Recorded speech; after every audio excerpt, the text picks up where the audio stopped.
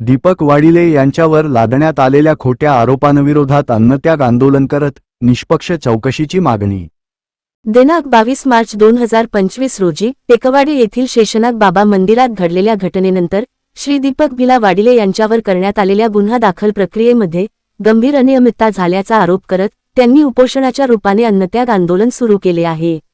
श्री दीपक वाडिले यांनी या प्रकरणात आजवर 90 पेक्षा अधिक तक्रारी विविध शासकीय यंत्रणांकडे, पोलीस विभागाकडे व माननीय पंतप्रधान कार्यालयाकडे दिल्या असूनही कोणतीही ठोस किंवा निष्पक्ष चौकशी झाली नाही, असे त्यांच्या निवेदनात नमूद करण्यात आले आहे।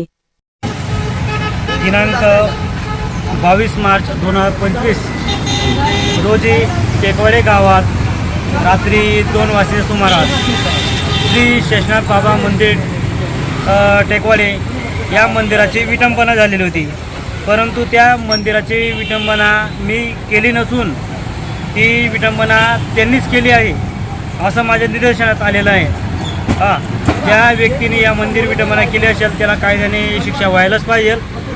सदर मंदिर विटंबना संदर्भात मी स्वतः नागपूर पोलीस स्टेशनपासून ते नरेंद्र मोदी साहेबांपर्यंत एकूण 90 पेक्षा जास्त अर्ज पाठवलेले आहेत। सदर प्रकरणाची चौकशी व्हायला पाहिजे हा माझा मूळ हेतू आहे। आणि या गुन्ह्यात जे गुन्हा ज्यांनी केला आहे, कृत्य ज्यांनी केलं आहे वाईट कृत्य, त्यांना शिक्षा व्हायला पाहिजे। विशेष करून या अर्जासंदर्भात मी जेव्हा शिरपूर पोलीस स्टेशनचे तपास अधिकारी संदीपजी दरोडे यांना भेटल्यावर ते सांगतात की तपास चालू आहे आणि सांगतात की तपास तूच केलं आहे कृत्य, ते असंही सांगतात की सदर घटना तूच केलेली आहे आणि त्या अधिकाऱ्याने त्याच्या कायद्याचा दुरुपयोग केलेला आहे। त्यांनी मला अटक करताना कुठलीही अटक मेमो दिलेला नाही आहे व माझा मोबाईल पण जप्त करून घेतला होता, माझी गाडी पण 2 दिवसांनंतर जप्त करायला लावली आणि ते सांगतात जर तू तुझी गाडी जमा केली नाही तर तुला आम्ही पोलीस कोठडीतच ठेवू, म्हणून ते त्याच्या कायद्याचा दुरुपयोग करून माझ्यावर अन्याय करत आहेत। त्यानंतर मी सदर याच्यामध्ये माझे जे अर्ज पाठवलेले आहेत हे 95-96 अर्ज पाठवलेत त्याची मी चौकशीची मागणी करतोय। त्यानंतर त्या मंदिराचा तो विटंबनेचा तो व्हिडिओ होता, एक व्हिडिओ 7 सेकंदचा होता, एक 54 सेकंदचा व्हिडिओ होता। तो व्हिडिओमध्ये धार्मिक दंगल पेटावी या उद्देशाने तो व्हिडिओ शूट केला होता आणि 1062 लोकांनी तो इंस्टाग्रामला स्टेटस ठेवला होता। माझी मागणी आहे हा धार्मिक तेढ निर्माण करणारा, धार्मिक दंगल निर्माण करणारा असा व्हिडिओ ज्या लोकांनी इंस्टाग्रामवर ठेवलेला आहे 1062 लोकांनी, त्यांच्यावर गुन्हे दाखल व्हायला पाहिजे। त्यांचा उद्देश एक होता की हे व्हिडिओमुळे लोकांची मानसिकता खराब होऊन जाईल, लोक जे RSSवाले असो, बजरंग दल असो, हिंदू संघटनवाले असो, ते आपला हा जो मुद्दा आहे हे धरून घेतील आणि याला संपवण्याचा ते प्रयत्न करतील। त्यानंतर त्या 60 सेकंदच्या व्हिडिओमध्ये एक व्यक्ती असं बोललेला आहे की मोमेडियन बुद्धी हा एक विशिष्ट धर्माला लागून शब्द आहे, त्या व्यक्तीवर सुद्धा गुन्हा दाखल व्हायला पाहिजे। त्यानंतर मी माहिती अधिकार अर्ज 2 माहिती अधिकार अर्ज शिरपूर पोलीस स्टेशनला दिले। त्यांनी मला त्याच्यावर एक कारण दिलं की सदर माहिती अधिकार अर्ज हा प्रश्न स्वरूपात आहे म्हणून तुला कुठलीही माहिती देता येणार नाही, तर तुम्ही अपील करावी। तर मी त्या 2 प्रश्न स्वरूपाच्या अर्जांवर अपील केली। अपील केल्यानंतर मला DYSP साहेबांनी सांगितलं आज परत दादा तू एक अर्ज कर, तुला आम्ही माहिती देतो।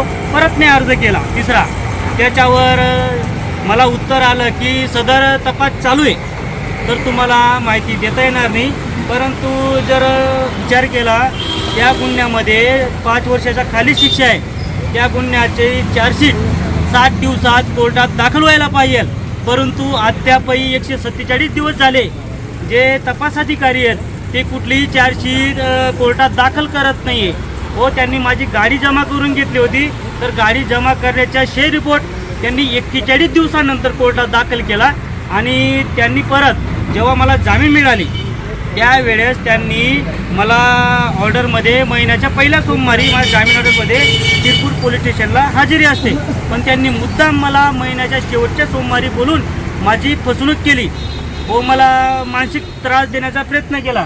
त्यानंतर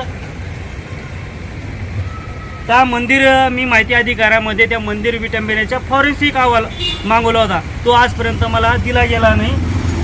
त्यानंतर मी त्या घटनास्थळी उपस्थित सर्व मोबाईलचे CDR रेकॉर्ड ऑल लोकेशनची मागणी करतो आणि ज्यांनी हे कृत्य केले त्याच्यावर ज्यांना शिक्षा व्हायला पाहिजे. त्यानंतर मंदिर परिसरात जे लाईट होते ते त्यावेळेस बंद होते असं एकाने सांगितलं की 12 वाजेला तो व्यक्ती मुन्ना वसंत धनगर नावाचा एक मुलगा 12 वाजेला त्या घटनास्थळी पोहोचल्यावर त्याने पाहिलं की सर्व लाईटं बंद होती. ज्या वेळेस मी खाली उतरलो त्यावेळेस महाराज मला बघून लपून गेला आणि त्या महाराजांच्या मुलाच्या हातात मी शाईची बॉटल पाहिली.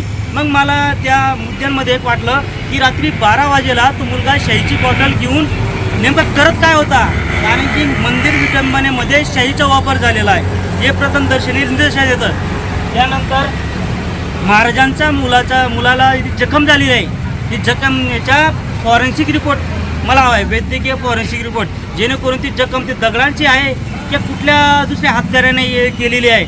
जोपर्यंत ती वैद्यकीय अहवाल येत नाही तोपर्यंत गुन्हा सिद्ध होणार नाही.